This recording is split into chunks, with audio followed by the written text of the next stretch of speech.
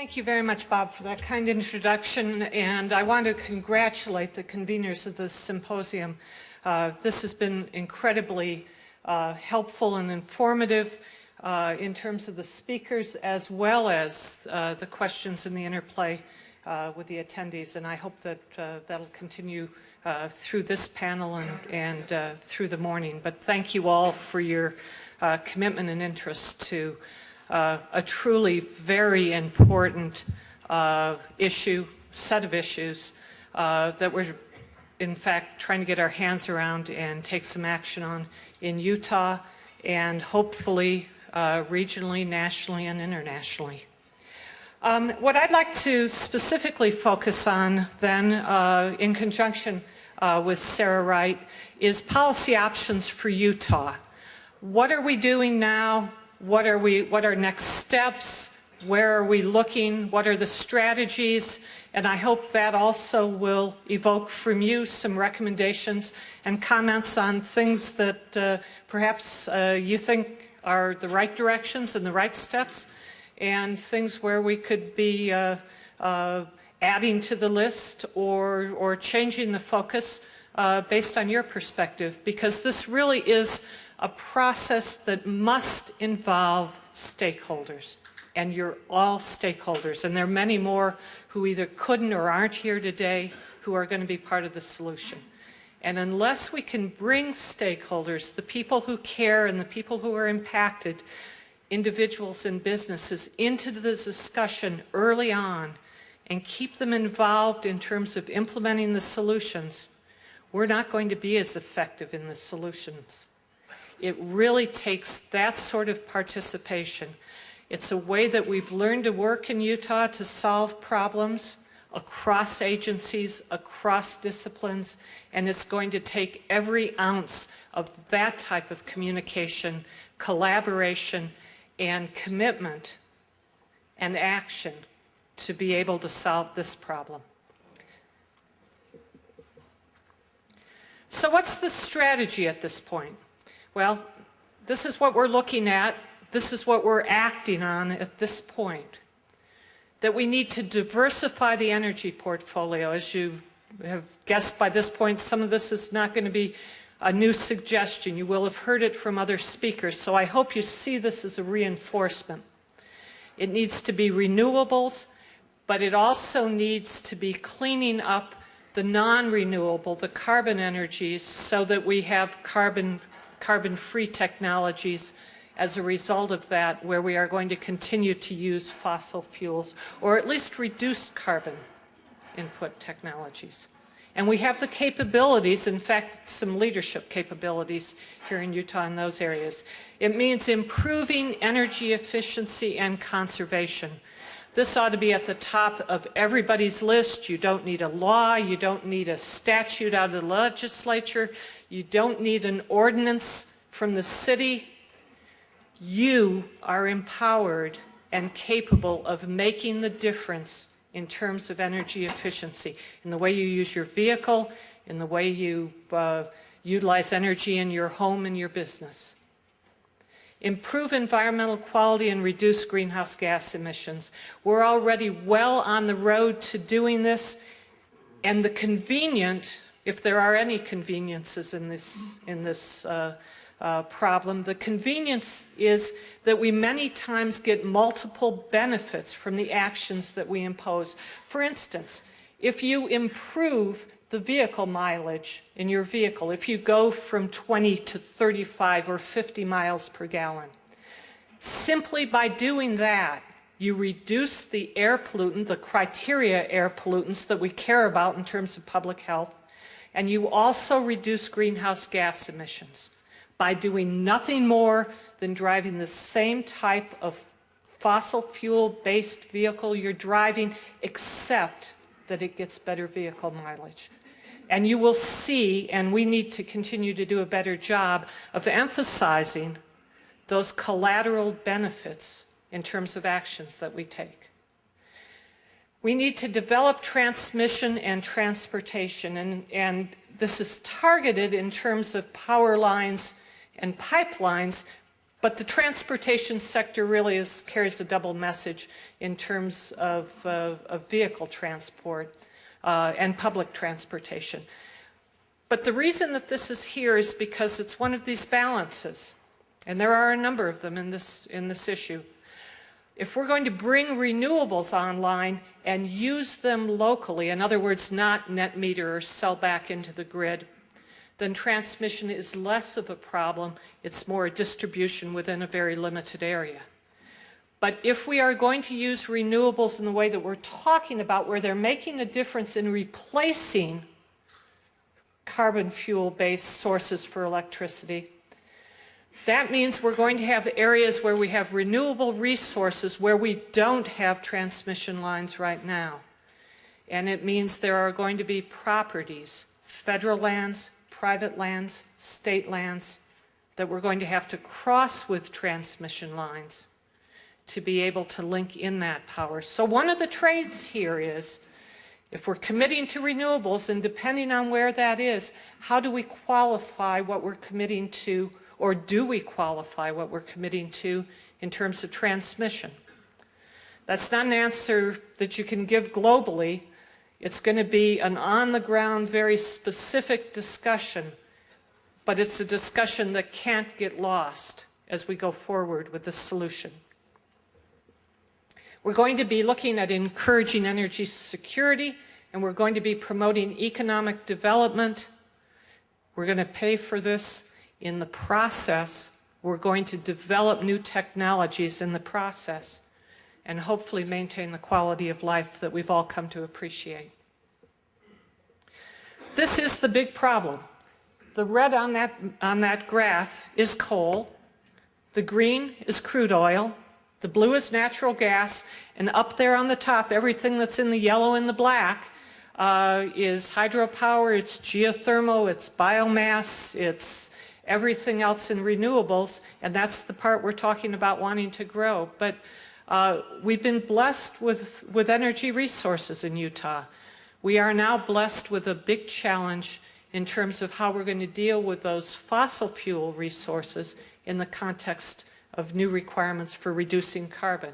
And in fact, roughly about 85 to 90% of the energy that we generate is generated, electric energy that we generate is generated from coal.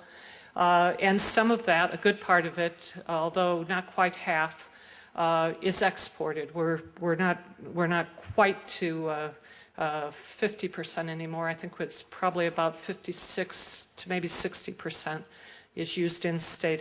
I haven't looked at those numbers recently. So what have we been doing? First of all, the governor established a Blue Ribbon Advisory Council, which provided its report last November.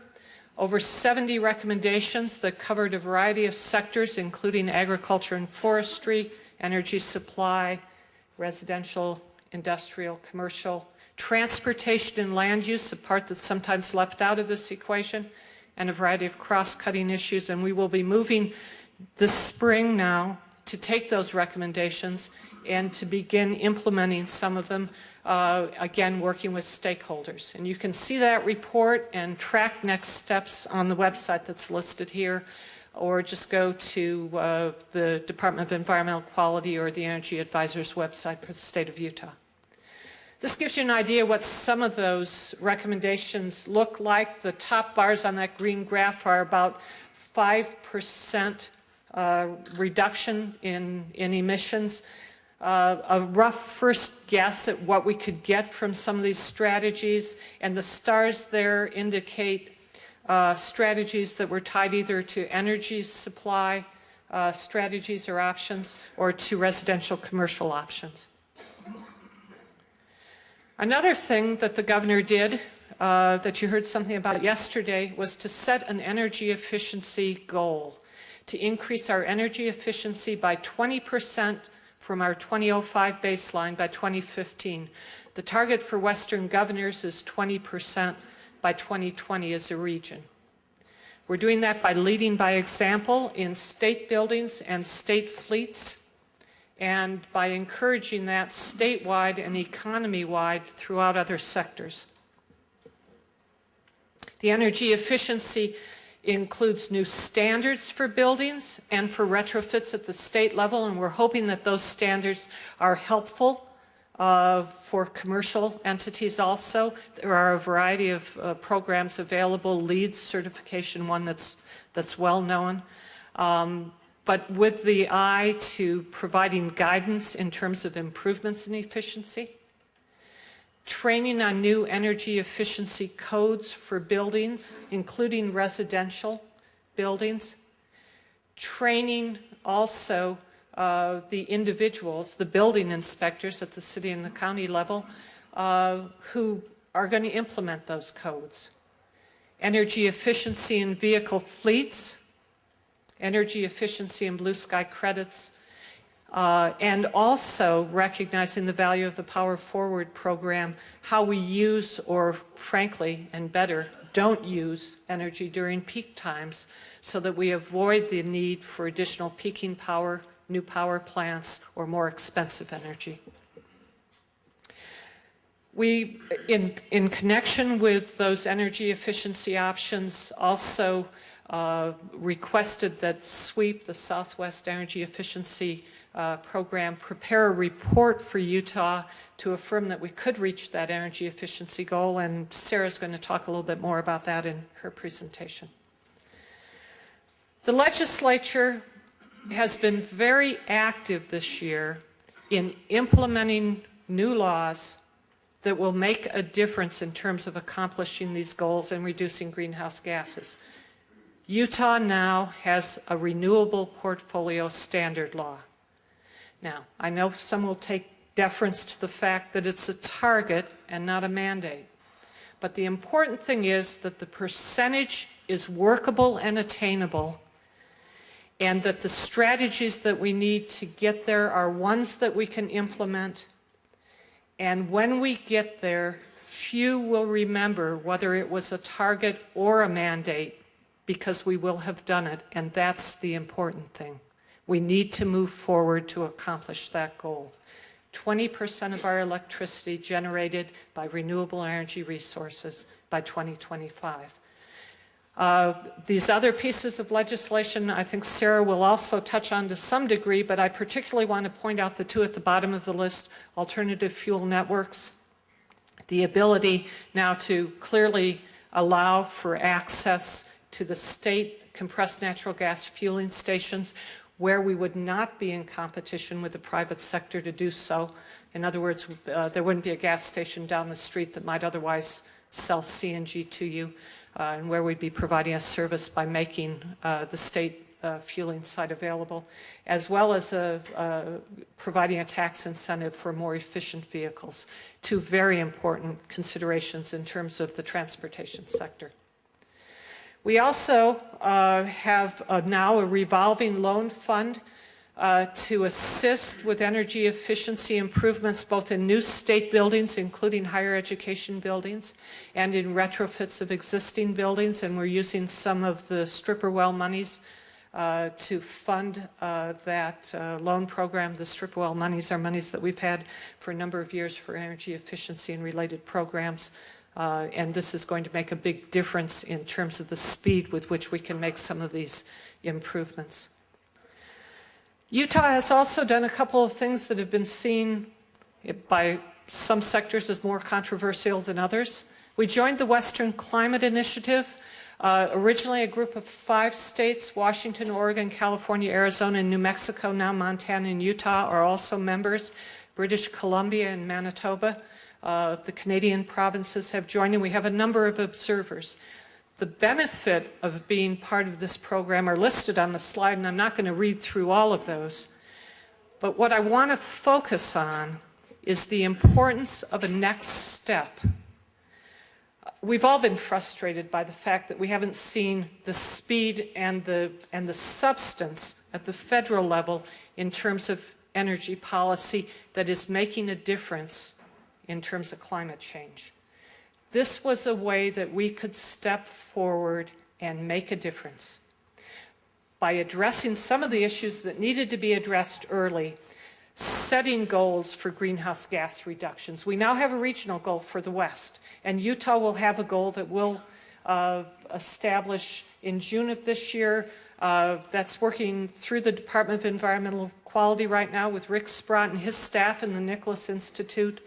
And I expect very soon information to stakeholders and an opportunity for some feedback as we move to finalizing that. The important thing is that these are steps that we would have to take at some point were there federal legislation. As states, we realize that there is a benefit to a federal standard that would apply across the nation, that would be flexible enough to allow for workable implementation that might look different in Utah than it does in New Jersey.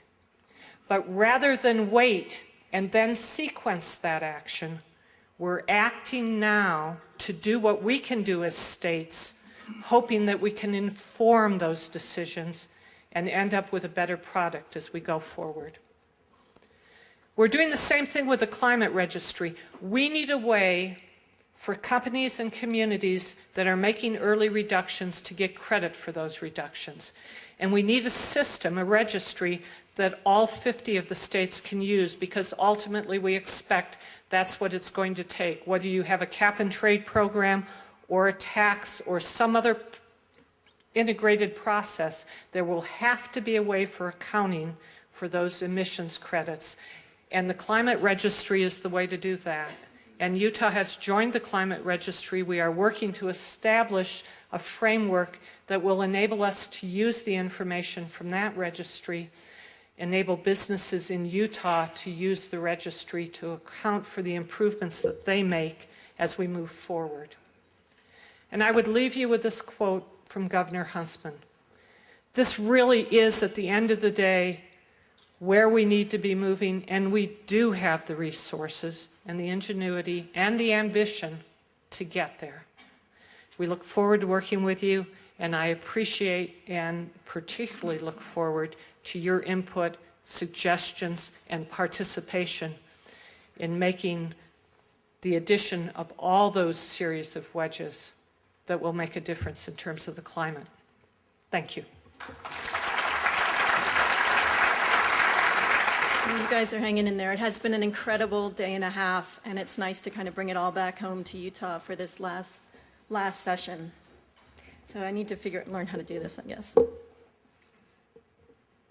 I'll tell you a little bit about Utah Clean Energy. We were founded in 2001. Our focus is on advancing energy efficiency and renewables. Simple. We're solution-based organizations. We worked with many of you in this room. I thank some of you in this room for helping getting us going from the beginning. And it's really the diverse partnerships that will help solve this problem and will lead us into the future where we need to go. Now, this is a slide I added this morning. I also added slides. It seemed there wasn't a lot of information on what this new clean energy economy could mean to the nation if we went forward. And there's been a number of studies, Apollo Alliance, Union of Concerned Scientists. This is from ACES. And it shows that, first I'll talk from the year 2006, which isn't on this slide. And they show that in 2006, there were 8 million direct and indirect jobs from a small industry of energy efficiency and renewables in the country right now. And they also showed that the gross sales in 2006 of efficiency and renewable was more than the combined sales of the 3 largest corporations, GM, Walmart, and ExxonMobil. This is in 2006. There's tremendous potential going forward. So on this slide, they looked at 3 different scenarios, and I'll just talk a little bit about, let's say we get to the advanced scenario, which is really where we need to be heading. They show that in 2030, the sales would be 4.53 trillion. That's in thousands on this chart. So 4.53 trillion, and it could create 40 million jobs, both direct and indirect jobs, from the efficiency and renewable industry, and that would be 1 in 4 Americans. So there's tremendous potential. It's not about putting Americans out of work, it's about putting Americans to work. So Dianne talked about the governor's energy efficiency goal. That's an excellent first step and very aggressive as compared to other states in the nation. So she mentioned that one of the first things we had to do is, okay, a 20% improvement in energy efficiency. How are we going to get there? Can we get there? How much is it going to cost? What are the benefits going to be? And so Utah Clean Energy, with the Southwest Energy Efficiency Project, the American Council for an Energy Efficient Economy, and the Intermountain Combined Heat and Power, we looked at one path forward. It's not the only path forward, but one path forward of 23 different policies and programs to reach the governor's goal. And really, I have the bucket up there because really what we're doing, the utilities are scrambling to keep up with demand, and they're scrambling to build more electricity plants, drill more natural gas, get more oil, but we're really going to the well with a bucket full of holes. We need to close those holes as soon as possible. And there are some CDs out there of the report if you're interested, or you can contact us, or it's on the web. So what did we find in this study? I'm not going to go over all the policies, but what we found is that by meeting this goal, when you looked at the cost of implementation, there was a net economic benefit to the Utah citizens of $7.1 billion. And when you look at those pie shapes, you can see that quite a bit of those savings are in the transportation sector. And these are from pretty modest policies going forward. This isn't everything we need to do, but this is part of what we need to do. So when we're trying to go to the 20% and well beyond the 20%, the next two slides I borrowed from Architecture 2030, which I'm very excited about that program. Because when you look at this, the trend on where emissions are coming from, this only goes up to 2000, but it continues on. This is from EIA data. It shows that the building sector and the transportation sector are growing rapidly. Industry is still an important group to look at, especially because they have such high energy usage, and so energy costs are important. But the building sector and the transportation sector, the two other key things with those sectors, people talk, I forget who mentioned yesterday that coal plants are going to be around for 50 years. Well, what about the infrastructure that we're building right now? The buildings that we build, the homes we build, the roads, the way we plan our communities, that's all going to be around for 50 years. So we need to figure out as soon as possible how to transform those sectors. So just a little more on buildings. They're about 48% of the energy consumption in the nation, so that translates to greenhouse gas emissions. And if you just look at the electricity sector, it's 75% of the electricity use is used in buildings. And Architecture 2030 put together some data and showed that by 2035, 75% of all the square footage in our nation will be either new, 50% of it, or retrofitted, 25% of it. So right now, we need to start on figuring out how to transform that. It's a huge opportunity, and it's an exciting opportunity, and it's not going to be one policy that's going to get us there. It's going to be a number of policies, a number of programs, working with diverse parties, realtors, engineers, architects, builders. So it's not simple, but we can definitely do it. I want to talk a little bit about just on the home sector for a minute.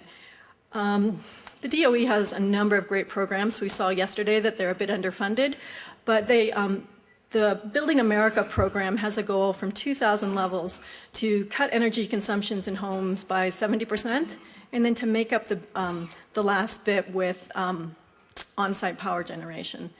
Southwest Energy Efficiency Project did a study last summer that was released, and it showed that the incremental cost of building new homes, and they looked in all the different states, but I'll just talk about Utah right now, for building a near zero energy home with on-site power, you will have more on your mortgage price, but your out-of-pocket cash flow every month from day one will be a net savings because you'll be saving money on your energy. So you might not get that return on your granite countertops, but you will get that return on efficiency and on on-site power. So what about transportation? And I will say that Utah Clean Energy has not worked on transportation. We were lucky to bring in ACEEE to work on our strategy with us, but that's another place that we're building infrastructure. In Utah and around the country, the vehicle miles traveled is often growing faster than the population growth. So what steps can we take to cut that growth? We also need to look at, if you remember the pie chart that showed over half of the savings was from transportation, going on close to half of that was just from adopting the Clean Car Standard. It is under litigation, but when you look at energy security, this summer I was at a conference and General Wald, he's a retired 5-star general that's working on energy security for the nation. He said that if we paid at the pump, what we paid not for the war, but just to keep these passageways open, to get the tankers in and out so that we can have the oil we need, we'd be paying $7 to $8 a gallon. It makes sense to make these changes now. So I hope that we can figure out that litigation and that Utah will be able to adopt that. And then again, efficiency in material transport. As a single state, it's hard to look at that because we need to go back to the rails quite a bit. We've gone just mostly to semis. So we need to go back to the rails. And then also we did look at some strategies where we had truck stop electrification so that the truck drivers weren't leaving their vehicles running when they were having their rest at these truck stops. And then also some retrofits for semis that had significant energy savings. And then what about renewable energy? Renewable energy is definitely a piece of the solution. We did pass SB 202 this year, and it does say that the utilities shall provide 20% of the carbon-based part of their portfolio from renewable energy by 2025 if cost effective. And in the cost effectiveness definition, you're allowed to look at risk and other factors. I think that it will be very easy to find that much renewable, cost-effective renewable energy by 2025, and hopefully quite a bit more. Dianne mentioned the net metering. Prior to this session, legislative session that just ended on Wednesday, the biggest size system that solar, net meter is when you're able to feed renewable energy back to the grid. Prior to that, the biggest system that we could put up in Utah was 25 kilowatts. So for a commercial or industrial entity, it's basically a non-starter. It's way too small. So we raised that to 2 megawatts this year, and there will be rulemaking proceedings going forward on exact payback and how it gets implemented exactly. But now, for instance, Salt Lake County, who I have to thank for really working on this bill, they're able to move forward to put on 1.8 megawatts on the Salt Palace, which is their goal to do in the next year. So this was a big win, and I think it will move distributed energy much more rapidly. And then the other thing that I think we need to look at is the bigger picture. Utilities are risk adverse, and they have a right to be. They need to keep your lights on, your appliances on at all times, and that's what they've been doing, and they're quite good at it. The other thing is they make a profit on their investment in capital. So for them to go out and do a power purchase agreement with a renewable energy developer, that shows up as a debt on their balance sheet, and they make no profit. Or if they aggressively go after energy efficiency, which both Rocky Mountain Power and Questar are doing a pretty good, excellent job right now. Questar actually has decoupling where their fixed costs are decoupled from their sales, so they don't have to keep selling more to make their fixed costs. But we need to figure out how to make it so it works in the regulatory framework. So many decisions, people don't understand the decisions that utility regulators are making on your behalf every day to decide how you get the least cost, least risk energy to you. So this is an area where we need to get involved and to try to figure out how we can find creative solutions that will let us leapfrog and move beyond to these more innovative solutions. And so what does this all mean? So I have to thank Kelly, I think he's in the audience here, his staff at Utah Clean Energy. But we took the emission inventory that was done by Climate Strategies for Utah in 2007, mapped out the business as usual, subtracted the 20% increase in energy efficiency, the emission reduction, we get to that, subtracted out a renewable energy standard that was 20% by 2020 ahead of the bill that passed, and just shows where where does that take us? And the business as usual path is 95% higher than 1990 levels. So we've got our work cut out for us here. And even to get to the Western Climate Initiative goals, we really have to double the efforts that we put forth in that strategy and in with the renewable energy standard. So I look forward to working with all of you and figuring out how we can do it, but it's not a simple task, and it's going to take involvement from a lot of different stakeholders, as Dianne said. So I guess I just want to close with that our future is now. It makes economic sense. We can do it. Last week, over $5 billion of venture capital we're meeting up in Park City. They didn't come here because of our great policies, they came here for the snow, but I hope that in the near future we can get them here because we are a leader and that we're driving the near zero energy home market. And any of you that want to get involved with what we're doing, we have a table out there. You can sign up to be on our email listserv. We give information on policy efforts that we're doing. I also want to thank the number of groups that have sprung up in the last few years to help work on these issues. I think that it's an exciting time, and I have hope that we can pull it together. So thank you very much.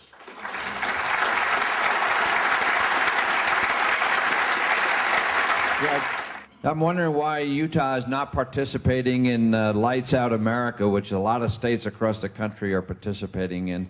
And this encourages people to turn off non-essential lights for at least 1 hour on that day. But I think we can go even further to encourage people to turn off their non-essential lights for any time it's not needed.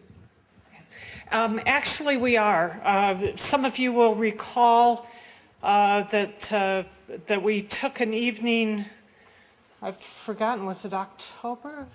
I think October, to participate. This last year, there was a question about whether we would do that again in March or whether we'd wait and take it closer to another year and make it an annual event. And so we are not moving forward to do it again in March, but we did in October. We do intend to recognize that in the future. And those who were involved in sponsoring that effort actually gathered up at the University of Utah, well, up at the cafeteria in the Huntsman Cancer Institute that evening to have a chance to look at the difference in the Salt Lake Valley. And it was remarkable. There were still lights on, but there were some large areas where lights were out totally, and many places where they were dimmed. And we do intend to continue to support that effort. This is for Sarah. Sarah, you made a comment about if a utility buys wind power, was the picture you had up, that they buy it and sell it and don't make any profit on it. I'm wondering if you could explain how that is, because my experience in trying to build wind farms in Idaho is that there's an avoided cost rate. Yesterday we had an example of $125, I think, in Arizona. And then the power company offers the wind developer $53, for example, in Idaho. Well, that's a big spread between $53 and $125. It looks to me like there's a whole bunch of profit in there. From my experience in dealing with Pacific Core and Idaho Power, I can't imagine Pacific Core is any different in Utah than it is in Idaho. So my experience is different than the announcement you made that there's no profit.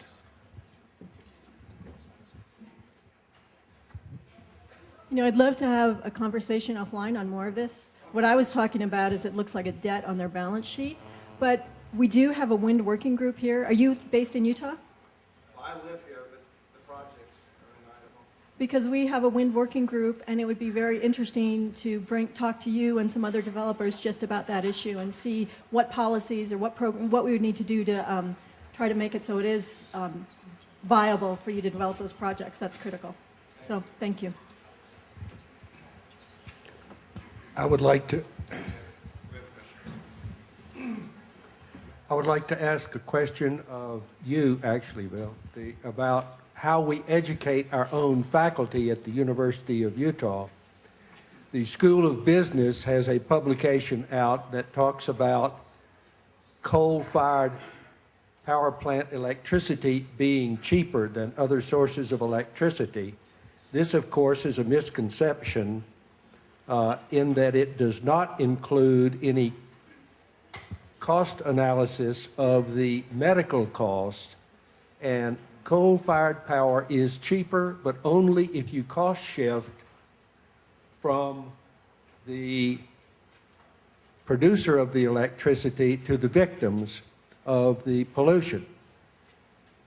And that's corporate welfare in a sense. It gets worse when we put children in the hospitals with that pollution. That's corporate child abuse, and I think we need to be absolutely certain that we educate our colleagues at the School of Business. And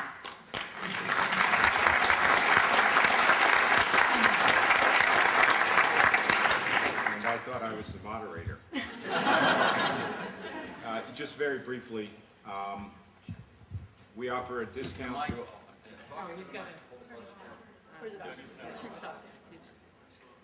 Just very briefly, we offer a discount to all faculty to attend our Stegner Center conferences. And we've been trying to hit this topic regularly over recent years.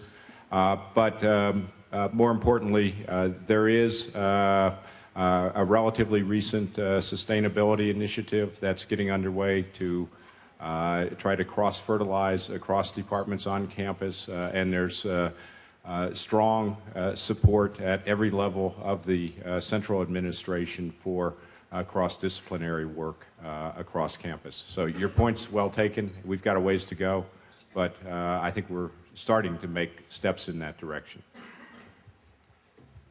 Bob, if I could, and I appreciate the comment. The coal-fired plants in Utah are meeting current air quality standards as established at the national level and implemented through state programs. And we are in the process of implementing the new regulations that are required, including reductions in mercury. But it is important, and it was mentioned more than once yesterday, that as we go forward and look at the cost of various energy sources, that we look at life cycle costs. And there isn't very good information right now in a number of areas, a number of resources, in terms of what those life cycle costs look like. So perhaps an area where the business school, in conjunction with USTAR and some of the other departments here at the university, could really be helpful, was getting a handle on life cycle costs, just not of coal fire and natural gas, but other resources, renewables and non-renewables, so that we had some more updated and realistic numbers to plug into the models. That really would be a helpful improvement. I'd like to address a couple of issues on residential net metering in Utah. The first one is the cap that you were mentioning earlier, I think, is for industrial customers, commercial customers. And except for limitations on the grid itself and local zoning ordinances, there shouldn't really be, the cap should be raised on the amount of power a residential person can put on their roof for generating power. In connection with that, Rocky Mountain Power is also part of a larger corporation, and I think serves Oregon, Idaho, Wyoming. And if you look at the rate of return that residential customers get on net metering, I think we're at the bottom of the heap, is my best recollection in looking at those figures. And so we as Utahns need a lot more help in getting the Public Service Commission to raise those rates up. And we all benefit from having extra capacity in the system, including the utilities. And finally, I'd like some help with my next-door neighbor to the north of me who runs their vapor compression air conditioner 24/7 during the summer. Maybe you could help stop that.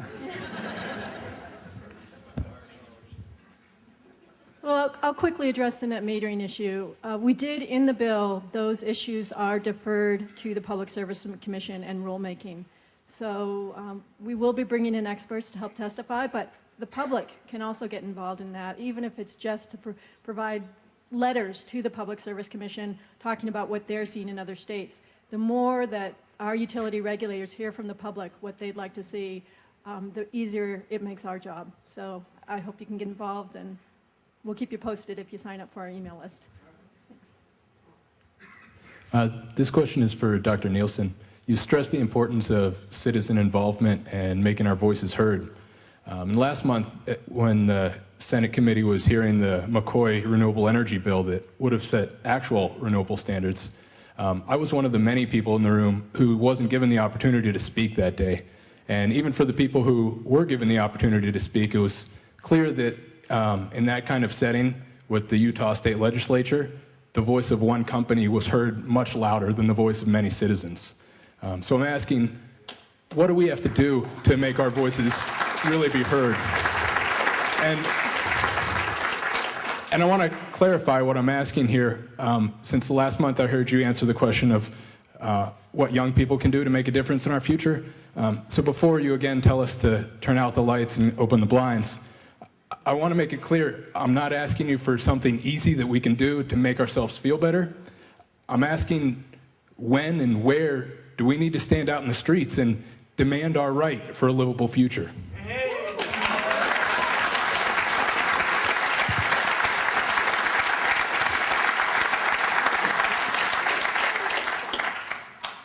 The frustration that you felt in terms of being able to speak in a legislative committee, I can appreciate. The time constraints, the process involved, and when you've come for that purpose, whether it's before the legislature or whether it's in a public meeting, it is difficult when you don't have the time or as much time as you need. And I hear that. We've done, and we've tried to, through the department and other public meetings, to provide adequate time for individuals to speak, and we'll continue to do that in the future. And I hope that we can find some forums that will enable you to express those opinions. Specifically with regard to a renewable portfolio standard, there were 2 bills before the legislature. One of them went forward and is passed, and that's the 20% by 2025. And there were clear differences in those 2 bills.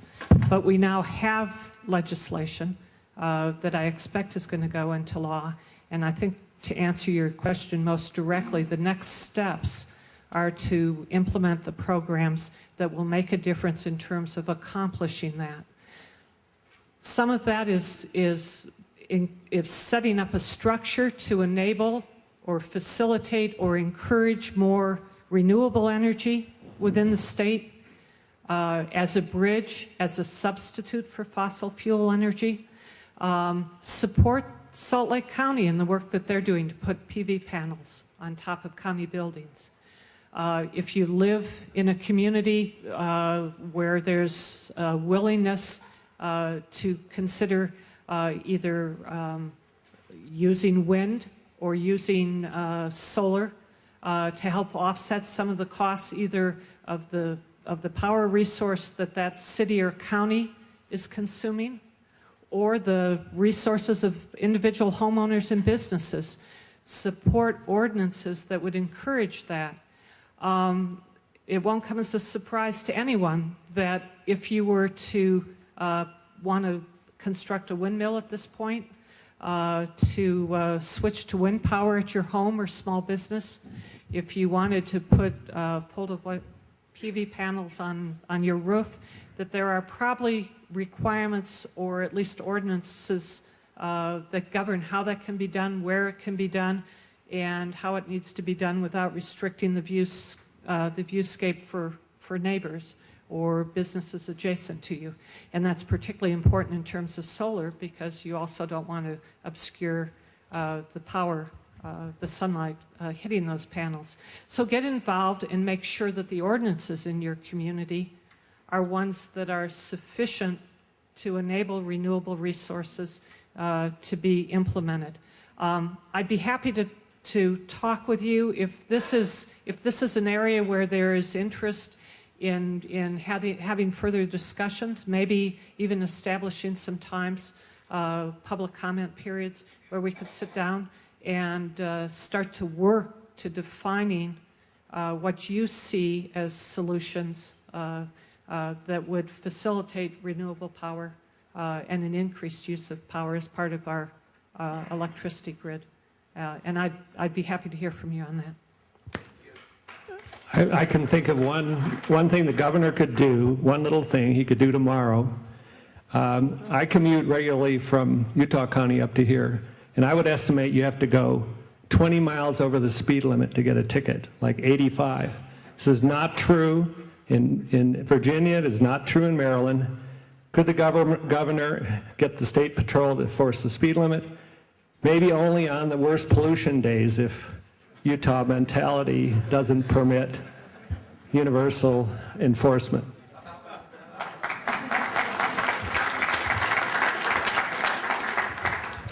The governor most certainly condones the enforcement of the speed limit, and it would make a difference in terms not only of emissions, but it would make a difference in terms of public health and safety. There isn't any question about that. The enforcement will help, but it's the individual. I understand. I understand. But it's more than just an enforcement issue, although I agree with you that the enforcement would help. Thank you. We're all fired up. I'm so nervous I'm shaking, and I appreciate the time. Couple questions. We noticed in the presentation about wind power towards the end of the day that we have the blue sky opportunity. To what extent are we taking advantage of it? And out in the Bingham area, my parents are out there. I live in Sugar House, but they're building that mega school and the resort. Is there the possibility for like a wind farm out there? Because it's always windy.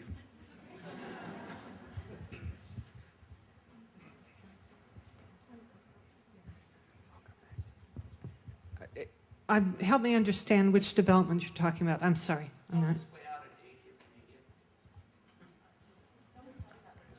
Oh, it's.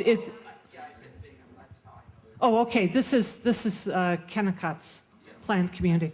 Actually, it's my understanding that they are looking at renewable resource options there, and they have been a leader in terms of energy efficiency in homes. In fact, much of the training and reinforcement of building techniques and building products that improve efficiency, energy efficiency in home construction, were reinforced through the construction of the initial phases and new phases at the Daybreak developments. So that's exactly the objective of their efforts, is to be able to design walkable communities, to provide transportation links such as light rail, but also to reinforce and to help to train and educate various providers in terms of building efficiency and energy efficiency. So I think we'll see more of that as the developments proceed. We have a question over here. These things, to what extent are we already taking advantage of that resource for blue sky? You know, I haven't checked the numbers in a while, but thanks. So the question was, how many are participating in voluntary green pricing programs such as the Blue Sky program?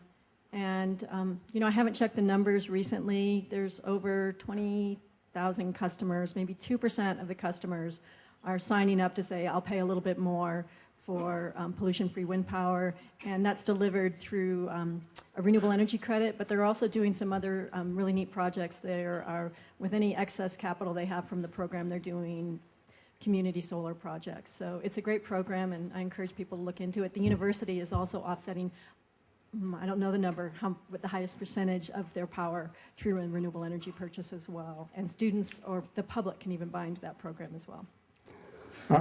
I would like to know how people in Utah, in all conscience, can oppose the construction of coal-fired plants in Nevada, particularly those near Ely and Mesquite, while at the same time coal-fired plants are being approved in Utah.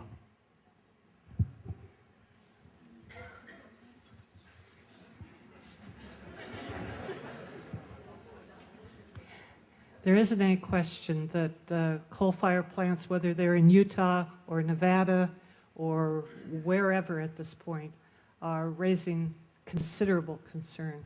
And your question's a good one. The important thing ought to be that we're looking at the impacts, both in terms of health, in terms of visibility, in terms of greenhouse gases, and the reduced impact, particularly in terms of climate.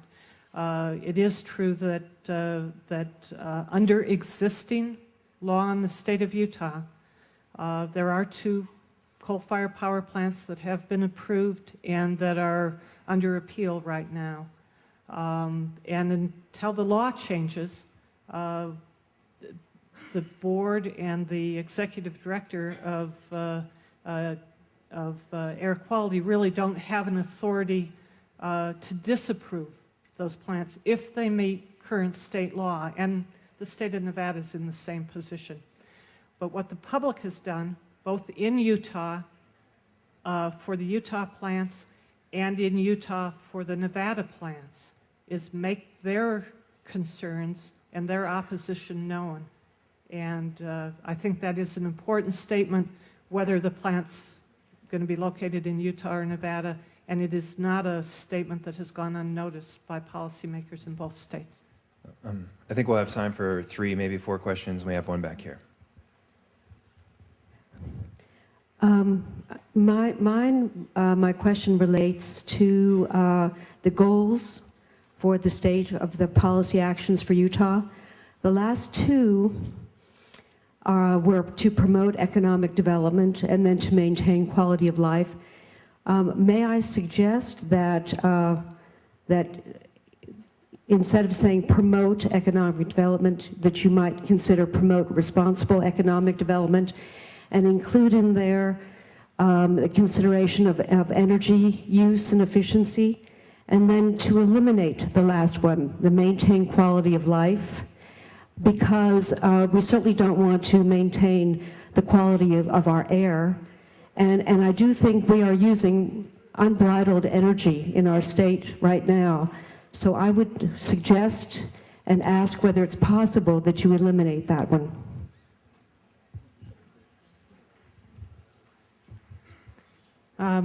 Those are good suggestions, and certainly in terms of economic development, the recognition there is that it is responsible development, that we're, and particularly in terms of climate change, that we're taking the technologies that we develop here in Utah that make a difference and sharing those technologies more broadly, both within the region, the nation, and internationally. And a healthy economy, one that can be built on improvements and diversity in our energy supply, will help to encourage that. The quality of life one won't come off the slide, but that's a good recommendation in terms of recognition of what that means. We do want to make sure, and the intent of the statement is that we enjoy clean air, clean water, and clean land, and that we make decisions and take actions that assure that that's the case in the future. So, good suggestions. I appreciate that. Question back here. Dianne or Sarah, my question has to do with personal empowerment and, feeling like you can do something besides fill up your recycling bin, which I understand like 80% of that winds up in the landfill anyhow. I'd like to know if that's true. But we have a whole network of neighborhood councils and committees, and I'm wondering if at the state level there's any kind of consideration of how those organizations can be drawn into the whole climate change thing. What real things can we do at a neighborhood level?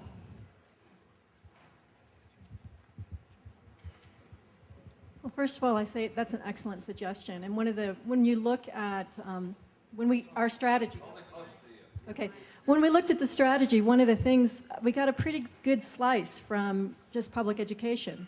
And so that is an excellent venue, and I love the idea of trying to figure out how to use that already established venue. I don't know if I have the answer, but it would be to meet with some of those groups and see how that we can get information out so that individuals can take steps. When we talk about policy, I'm not saying that policy is the only rule. We all need to take steps in our life. So I'd love to talk to you more about that. So thank you. We'll try for 2 more questions. Yes, I live in a community that does not permit net metering for residents. Is there something could be done, or what's the reason why many of us live in communities that don't allow net metering when we would like to do something like that? Who's your utility? You're with UMPA. So unfortunately, the way our Constitution is structured, or the way that they say it's structured, is that when we pass a law in this state, for some reason that law doesn't have to apply to municipal groups. Municipal, did I state that correctly, Dianne? I don't know how to explain it. At least in terms of power. At least in terms of power things. So you're right.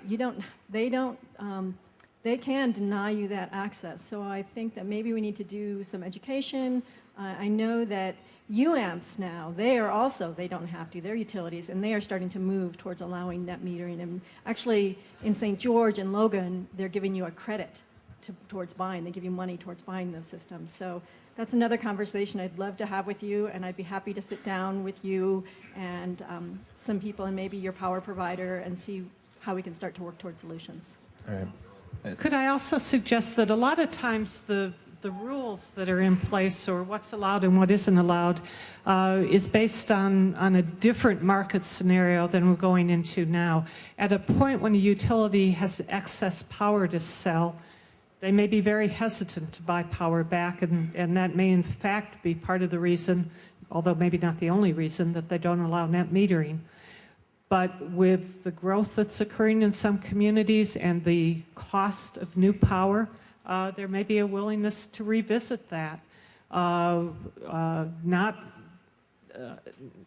in the context of being confrontational, but in the context of being able to say, we've all got objectives here in terms of finding the most efficient power that produces the fewest emissions, that can make sense in terms of the provider and in terms of the users.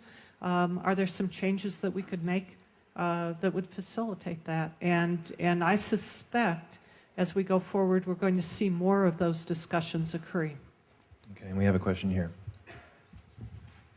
Just in response to the gentleman's question here, how can we, the people, oppose a power plant across from the border from St. George when power plants are being permitted in Utah? I don't think it was we, the people, that permitted the power plants here, and given our inclination, we wouldn't tend to do that. So I have a question of Dianne, and in view of the fact that these plants are being permitted, and the one particularly outside St. George can be so detrimental to both St. George and the parks, why have we heard nothing from the governor? Well, again, let me emphasize, if the plant does not meet the requirements of law, both in terms of pollutant levels and in terms of impacts on Class 1 airsheds, which are national parks and wilderness areas, then the plant can't be approved. The permit can't be issued. And that's true whether it's in Utah or whether it's in Nevada or anywhere else. That's what the law is. So if it does move forward to approval, it will have had to have demonstrated that it could meet those requirements. Now that's challengeable, and I understand there will likely be challenges, but that's what the law says. And unless you change the law, that's what the divisions and the departments within state government are required to implement. And that's the short answer, and I know not the acceptable answer, but it is in fact the regulatory scheme in which we do business that provides certainty, not just for the companies that go forward to propose projects, but for citizens who look to make sure the projects meet certain standards. The governor has not taken a position on any of these projects, and the reason is that in the case of the state of Utah, there is a regulatory and an appeals process in place that's defined by state law through the executive secretary of the Air Quality Board. The board is an appeals process, and then the courts, and that process is moving forward appropriately, and the decision will be made in that process. In the case of the Nevada power plant, while I appreciate the question that or the message that we ought to be consistent in the way we look at power plants, regardless of which side of the border they are on. Again, there is a process in place for evaluation and regulatory determination on the power plant. And I know it doesn't address specifically the concern, but it does set the regulatory framework. And if we want a different framework or a different decision, then you need to change the law at the federal level, you need to change the law at the state level, and we need to change the regulations. And I'm sorry that we didn't get to everyone, but to make sure we get to our last keynote, we have one last quick question here. So there's been a lot of talk about transportation, especially in cars, but there's been no talk about bicycles or any fuel completely efficient vehicles. I'm wondering if you have any policies, either your groups, about policy initiatives with regards to bicycles. Well, I know that there's quite a bit of work going on in Salt Lake City. I think when I mentioned reducing the vehicle miles traveled, that encompasses the whole suite of smart growth initiatives and planning for different modes of transit. So, like, we don't do transportation policy. I think there are a number of groups that are working on that, but that definitely has to be part of it, because not only getting people out of their cars helps the climate, climate, air quality. It also makes for a better quality of life, a healthier society, a more connected society. So I don't know if I have the policy solution today, but I hope the conversations are going on, and I hope to work with Diane's office and others to see how we can get the planners and everyone together at the table to figure out what that is. So thanks.